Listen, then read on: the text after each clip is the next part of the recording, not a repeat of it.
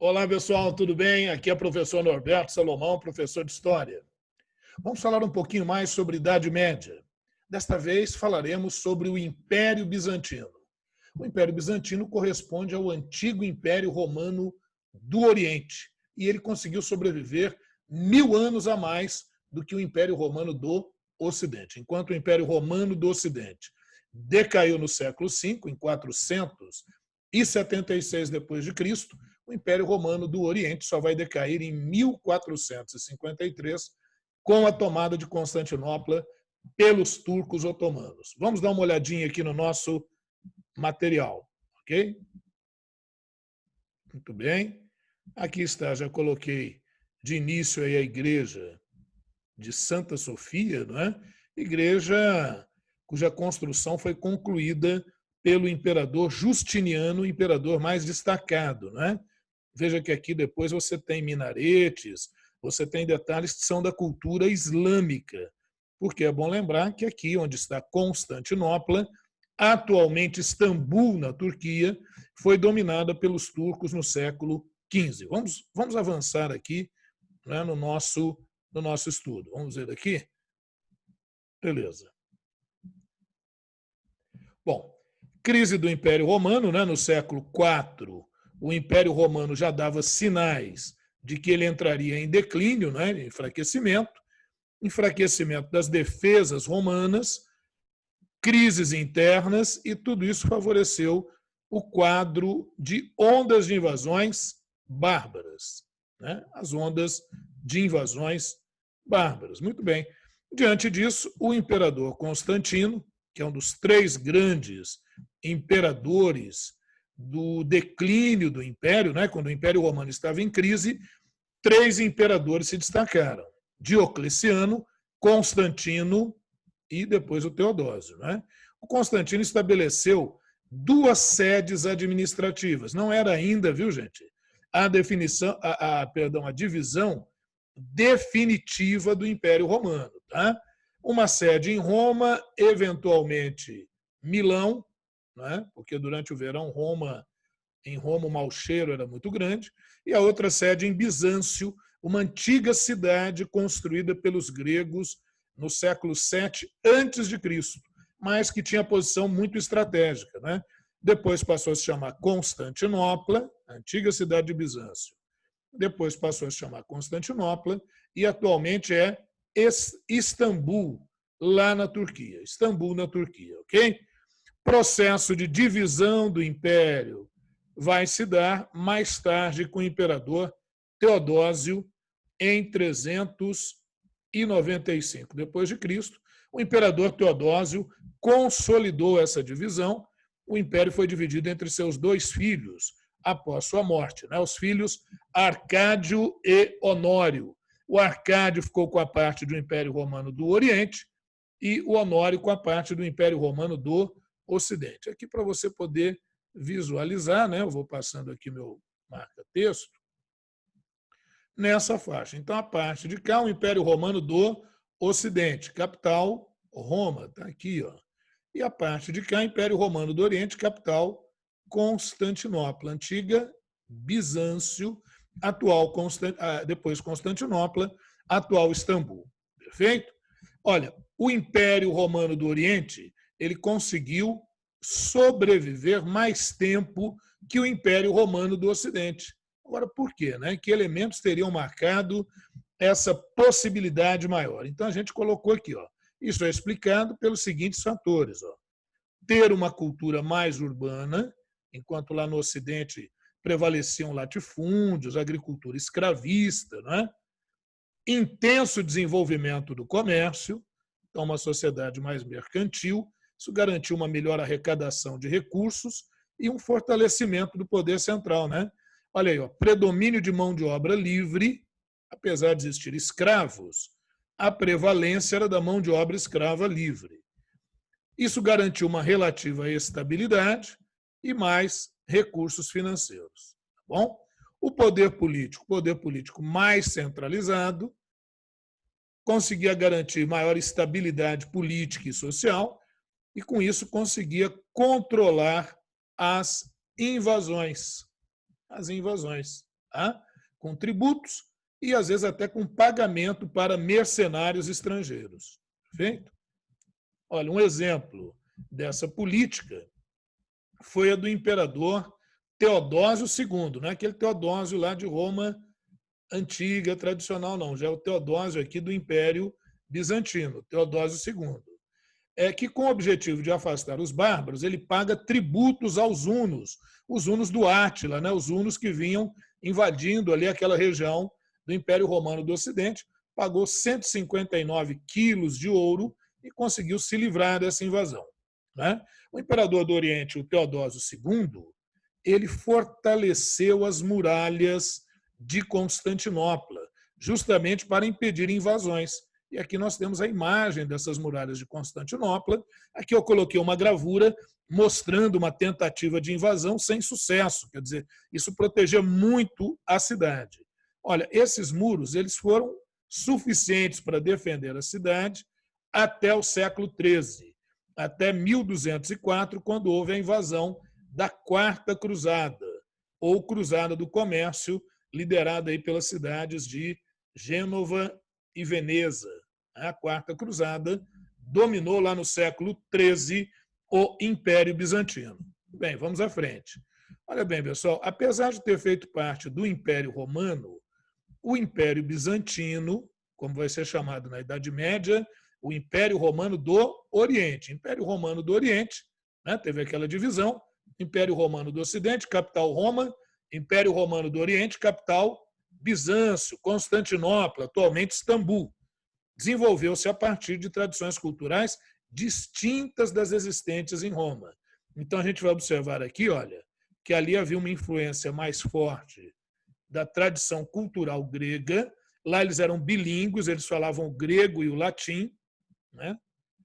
Então, uma forte influência da tradição cultural grega resultou em profundas diferenças entre Constantinopla e Roma, na arquitetura, na concepção religiosa, na organização do Estado, haverá aí uma distinção, sim.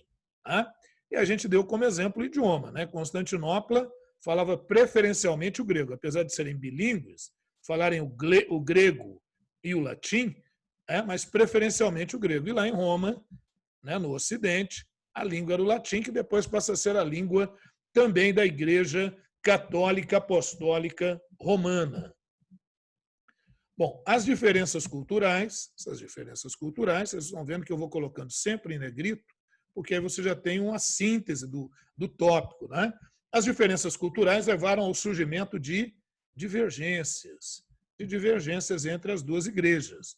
Né? Apesar de ser a Igreja Católica Apostólica Romana vigente, tanto lá no Ocidente quanto no Oriente havia concepções cristãs que foram fazendo surgir uma nova igreja, uma igreja com princípios próprios. Obviamente, esses princípios serão considerados heréticos. Lembra que a heresia é uma ideia ou ação contrária aos dogmas da igreja, contrária aos princípios da igreja.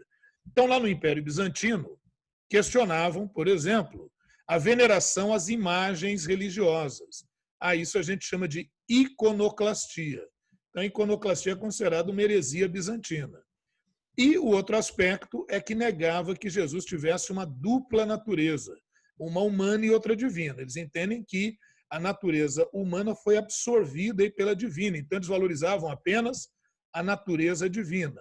A essa outra concepção nós chamamos de monofisismo, concepção monofisista.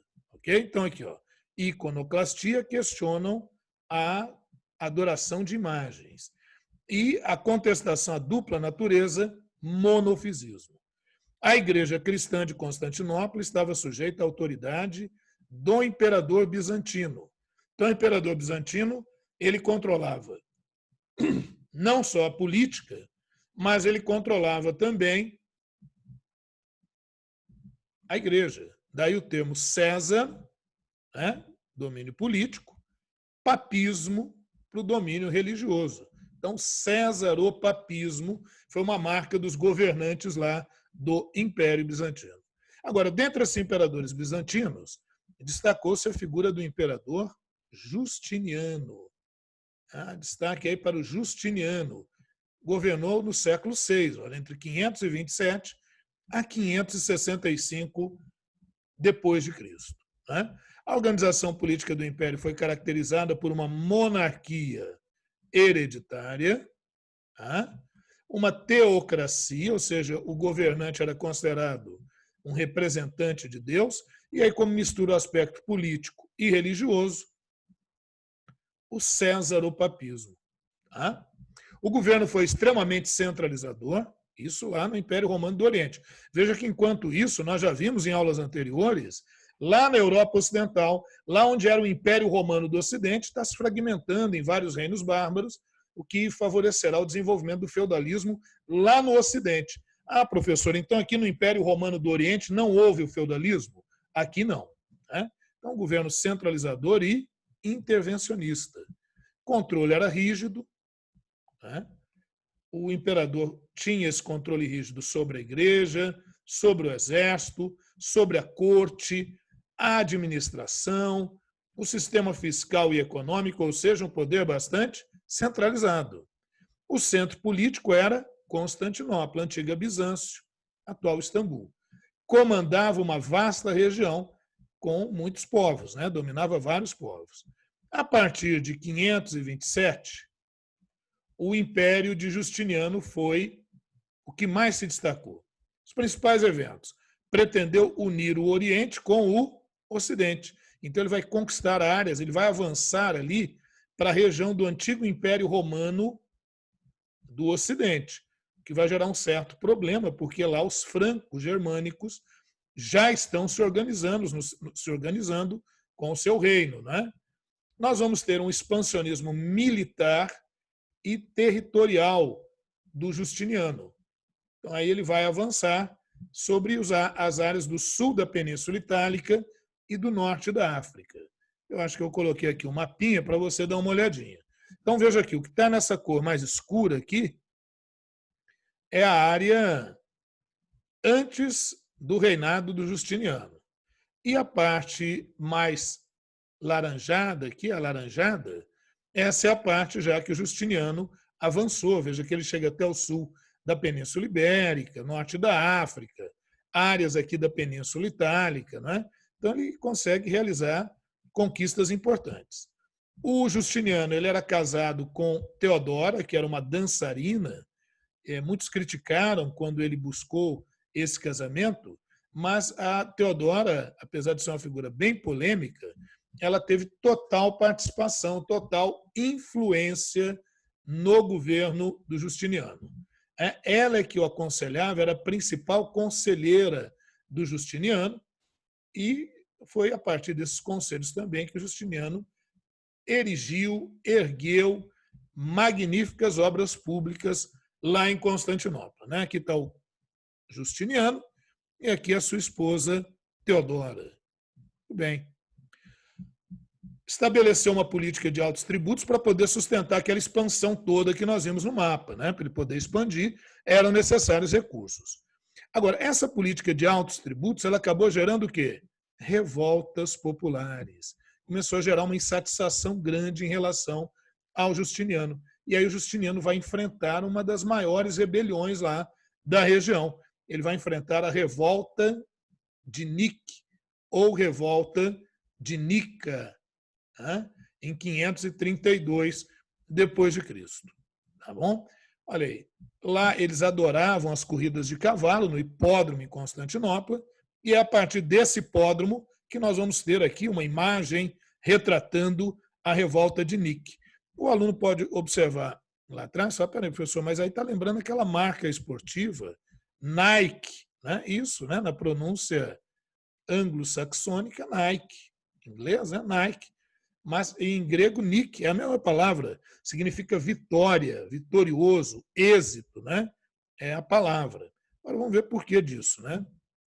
Bom, em Bizâncio, lá nessas corridas, as torcidas eram bem rivais, e elas se dividiam por cores lá no hipódromo, lá no local de corrida de cavalos, no Circo Máximo, lá em Constantinopla. Destacavam-se, tinham outras cores, mas destacava a torcida verde e a torcida azul. E veja, eles foram tomando partido de um animal, de uma equipe ou de outra, e distinguindo-se pela cor. E aí acabaram se transformando em grupos políticos. Perfeito?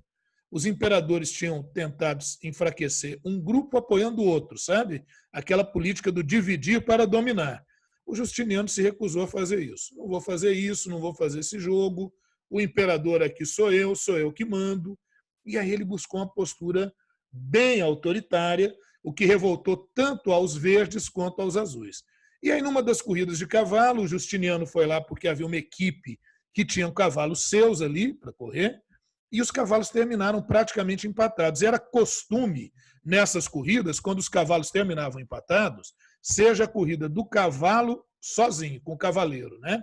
Ou as carroças, as bigas, que eram aqueles carros de combate, eles gostavam muito. Quando terminava empatado, lá não tinha o Photoshop, não dava para você saber quem chegou primeiro, então as torcidas gritavam Nick, Nick, Nick, e o nome do cavalo, Nick é vitória. E aquela torcida que gritasse mais alto, que impunha ali o seu grito, acabava garantindo a vitória para a sua equipe, para o seu cavalo. Isso era costume lá. E aí, o clima político tenso, o Justiniano comparece aí a uma corrida lá no hipódromo em Constantinopla, e durante a corrida, o cavalo que a população torcia chegou empatado com o da equipe do imperador. E aí ele é chamado a resolver a questão.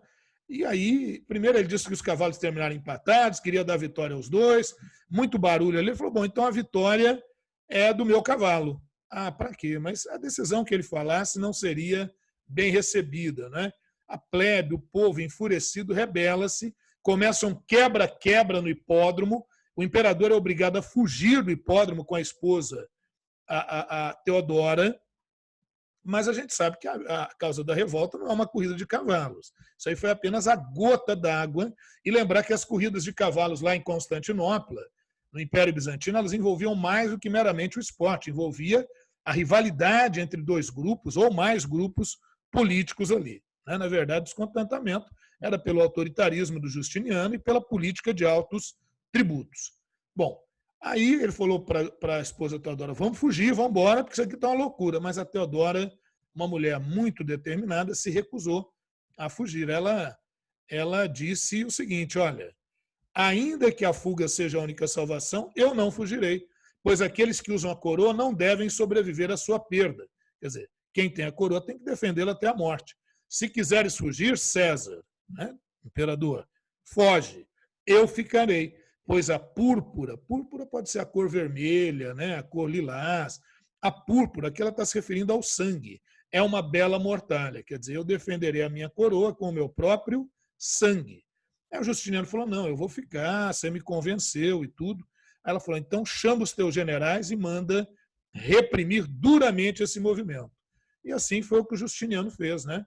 Justiniano ficou, determinou ao seu general Belisário que ele combatesse com violência os rebeldes, e aí foram aproximadamente 35 mil pessoas mortas, massacradas pelas tropas do general Belisário. Né? Bom, esmagada a rebelião, a oposição, o Justiniano consegue governar de forma ainda mais absoluta, mais autoritária. Mas sabe aquela política do morde e assopra? É isso, é o que o Justiniano vai fazer. Justiniano, se de um lado foi muito durão, de outro lado ele resolve aprimorar o código de leis, utilizando para isso o antigo direito romano. Então ele manda os estudiosos do direito adaptarem antigas leis de Roma. E assim ele cria o seu código de leis, o Corpus Juris Civilis. Corpus Juris Civilis. Nem tem esse acento aqui nesse juris, tá? Tem que tirar depois. Latim, né, não tem esse acentozinho. Corpus Juris Civilis, que está subdividido no Código Justiniano, que são a compilação de todas as leis, né, a cópia adaptada de todas as leis desde a época do imperador Adriano, que é do século II depois de Cristo. O Digesto, ou Pandectas, que era a reunião da jurisprudência romana para servir de base legal. O que é jurisprudência? São as decisões dos juristas, as decisões dos tribunais, não é? Institutas, o manual de todas as leis para os estudiosos do direito, e as novelas ou autênticas, que seriam as leis novas criadas a partir do Justiniano. É muito comum, quando o tema é esse, aparecer em prova esse feito do Justiniano, Corpus Juris Civilis, que foi importante, inclusive, para manter viva a tradição do direito romano. Bom, o Justiniano também buscou o desenvolvimento arquitetônico e cultural, queria se igualar ao antigo Império Romano, não é? Um dos seus grandes feitos foi a construção da Igreja de Santa Sofia. Na verdade, era uma igreja inacabada, ele vai concluí-la e dar a ela, grande esplendor, né? Considerada uma das mais importantes construções da arquitetura bizantina. Ela é relativamente simples por fora, porém por dentro ela é exuberante. Há estudiosos que afirmam que ela teve a influência da concepção monofisista, aquela concepção que afirma apenas a natureza divina de Jesus, né? Ou seja, o importante é o interior, é o espírito e não o corpo. E aí, se a igreja é mais simples por fora e por dentro ela é mais elaborada e ricamente decorada, está demonstrando que as coisas devem ser mais valorizadas pelo seu interior do que pelo exterior, né? Olha, aqui está a igreja de Santa Sofia, você vê que ela é relativamente simples, porque olha que coisa linda isso aqui, né? E por dentro, veja, decorada com motivos dourados, em muitas das partes são ouro, né? Madeira de lei, coisa realmente linda, né? Olha as colunas, então um modelo maravilhoso, né? Interior aí da igreja de Santa Sofia. Bom, a igreja de Santa Sofia se localiza bem em frente à Mesquita Azul, porque lembra que houve lá depois o domínio islâmico, o domínio turco, né? Então aqui está à frente, olha, aqui é a igreja de Santa Sofia e aqui à frente a Mesquita Azul, lá em Istambul, antiga Constantinopla, atual Istambul. Olha bem, a Mesquita Azul, ela é a segunda maior mesquita de Istambul e um dos principais pontos turísticos da Turquia, né? Atualmente está em Istambul, Turquia. Foi construída no século XVII, né? No iníciozinho do século XVII, entre 1609 e 1616, com a intenção de se tornar a mais grandiosa e até mais imponente que Santa Sofia. Mas aí a briga é feia, né? São dois monumentos esplendorosos. Beleza? Bom, a religião ela vai sofrer desgastes, né? Vai haver choque, porque o imperador, lá no Império Bizantino, não admitia interferência do Papa. E era o imperador quem nomeava o chefe da igreja bizantina. Era o patriarca de Constantinopla. Isso vai gerar o chamado cisma do Oriente e o surgimento de uma nova igreja. O que foi o cisma do Oriente? Separação definitiva entre a Igreja Católica e o Império Bizantino. Isso dará origem à Igreja Ortodoxa. Quando é que isso ocorreu? Século XI, 1054. O cisma, essa divisão, foi resultado do constante choque e distanciamento entre as práticas cristãs efetuadas pelas duas vertentes. De um lado, o catolicismo romano, de outro lado, o catolicismo bizantino. E também provocado pela disputa do poder político-religioso entre os papas e os imperadores bizantinos.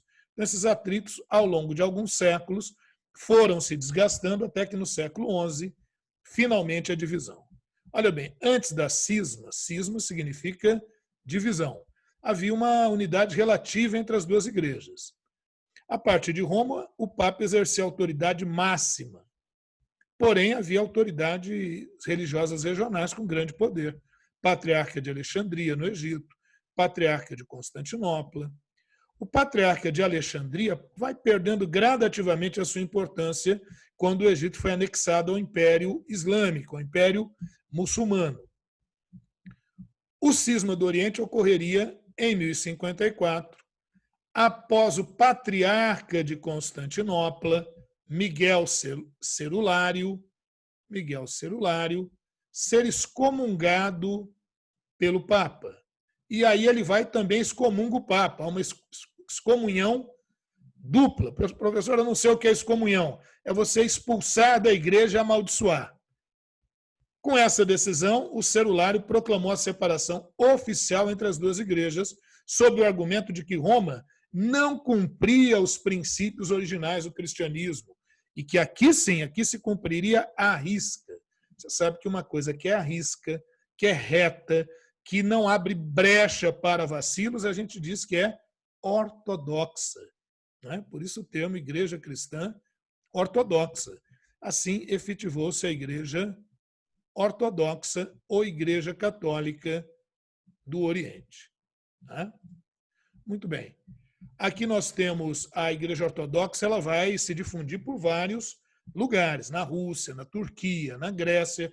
As mais tradicionais, a igreja ortodoxa grega e a igreja ortodoxa russa.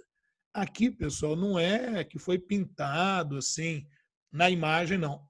A construção é assim lá em Moscou, é a Catedral de São Basílio, é um ponto turístico, ela é belíssima, e aqui está o interior dessa igreja.